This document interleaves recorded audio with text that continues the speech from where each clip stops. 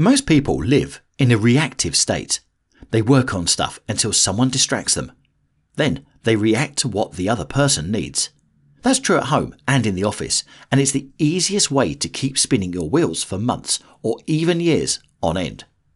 Look at the calendar of most people, and you'll find a good assortment of the usual events like team meetings, one-on-ones, lunches, etc.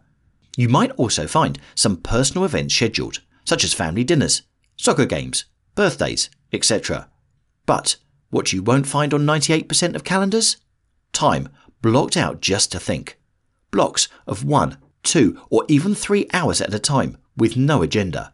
No additional attendees. No anything. Just thinking time. Time is our most precious resource, and where you spend your time influences how you do in every area of your life. Want a better body? Spend more time eating right. Want to be a better husband or wife? Spend more time listening. You get the idea. But how do you know if you're working on the right things? You guessed it. You need to constantly revisit your goals and strategy. Sometimes it makes sense to do that with people, colleagues, partner, or family. But you also need some alone time, where you can just lay your cards out on the table and think about what's working and what's not. So, what should you think about during the time you schedule to think? Here are some ideas. How are my important relationships going? Which goals aren't I making progress on, and why? What's coming up that I need to prepare for? What should I do differently? What new skill do I need to start learning, and why? Am I happy? If not, why not? How can I get more done this week? Should I take some time off? Am I working hard enough? I'm sure you spend time thinking about these things, but I'd bet it's done in chunks of 10 or 20 minutes, here and there. Not 1 or 2 hours of solid, sit in a quiet place thinking that happens week in, week out.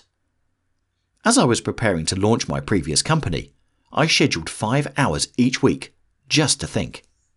During that time, I was unavailable and literally unreachable to the outside world.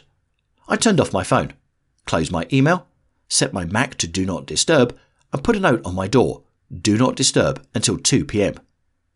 During my thinking time, I focus on not doing anything. I don't try to make progress on anything tangible. I don't mark off goals on a to-do list. I just sit in silence and think about things that are important or top of mind. I learned about this success habit from a life coach I had back in 2011, and it's a common strategy used by everyone from Beyoncé to Bill Clinton, Roger Federer, Richard Branson, and Tony Robbins. How much thinking time do you need each week, and which day is the best for thinking? Those answers will vary based on how you work, but for me it was Monday morning from 8 a.m. until 11 a.m. and Friday afternoons from 4 p.m. to 6 p.m. I simply created 2 reoccurring events in my calendar each week at those times, with the label Thinking Time. It's such a simple way to do it, but if you stick with it, it will transform your life. Give it a try, and you won't be disappointed.